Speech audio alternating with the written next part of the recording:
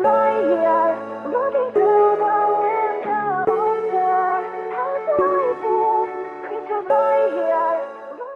bien salut à toutes et à tous, c'est Sparrow et aujourd'hui on se retrouve pour un nouveau tutoriel découverte.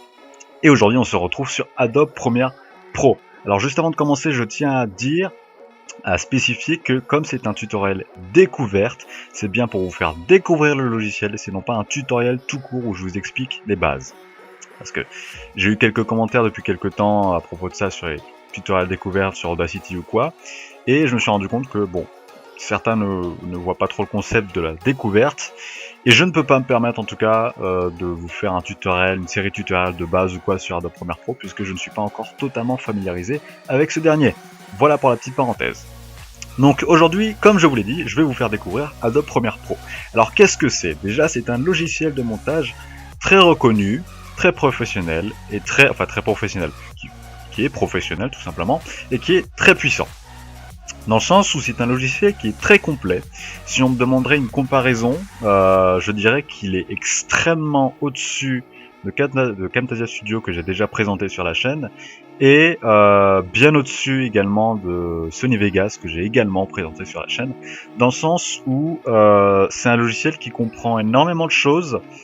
Je me doute bien qu'il doit y avoir des plugins à gauche à droite, donc on peut encore le compléter encore plus. Il est très puissant dans le fait que, en tout cas moi, de Sony Vegas à Adobe Premiere Pro, lorsque j'ai fait la transition, le logiciel Premiere Pro m'a vraiment surpris de par les performances tout simplement. Sony Vegas demande énormément de ressources, alors qu'Adobe Premiere Pro il en demande également, mais il en demande pas plus, même moins je dirais. Du coup c'est assez sympathique. Donc vous l'aurez remarqué quand je l'ai dit, c'est Adobe Premiere Pro, donc qui fait partie de l'entreprise Adobe, qui a également produit Adobe Photoshop, Adobe After Effects, etc.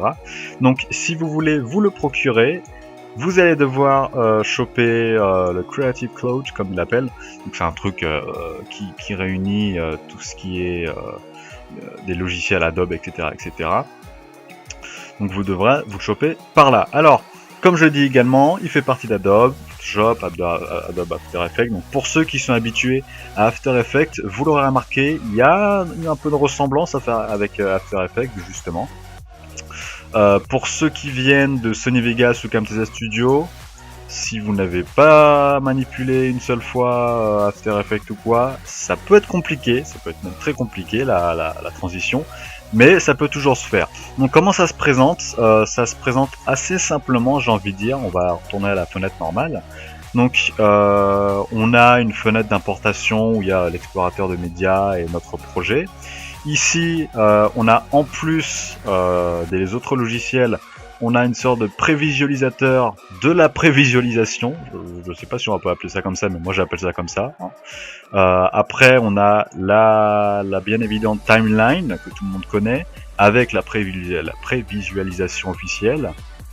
En ce qui concerne la timeline, ça dépaysage pas trop, honnêtement. Il suffit juste de s'y faire. Comme je l'ai dit auparavant, si vous avez déjà manipulé After Effects et que vous avez au moins quelques bases là-dessus, vous ne serez pas dépaysé sur Adobe Premiere Pro, tout simplement. Ensuite, on a plusieurs autres fenêtres qui, honnêtement, rendent le logiciel largement plus complet. C'est pour ça que j'en fais un peu plus l'éloge que Sony Vegas, parce que quand je l'ai adopté, je me suis dit, ok, bon, j'étais sceptique, je me suis dit, bon, peut-être qu'on va revenir sur Sony Vegas, on verra juste après. Et non, je me suis dit, on va totalement le garder.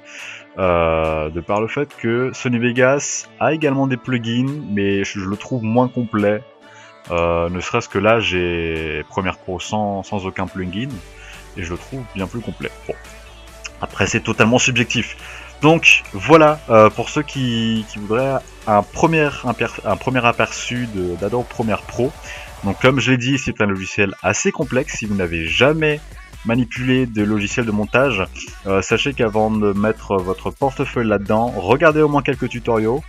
Je ne vous promets pas, je ne peux pas vous promettre de ne pas faire de tutoriel dessus ou d'en faire bientôt ou pas, puisque bon, comme je vous l'ai dit, je suis pas encore totalement bon là-dessus, je ne maîtrise pas encore totalement le logiciel, mais je vous propose d'aller voir des tutoriaux sur le net pour voir à quoi ça peut ressembler, à quoi peut ressembler un projet final, à quoi, combien de temps prend quoi, et également si vous avez un PC relativement correct, si vous pouvez le faire tourner, voilà. Il y a une version gratuite pour 7 jours si je ne dis pas de bêtises, enfin voilà.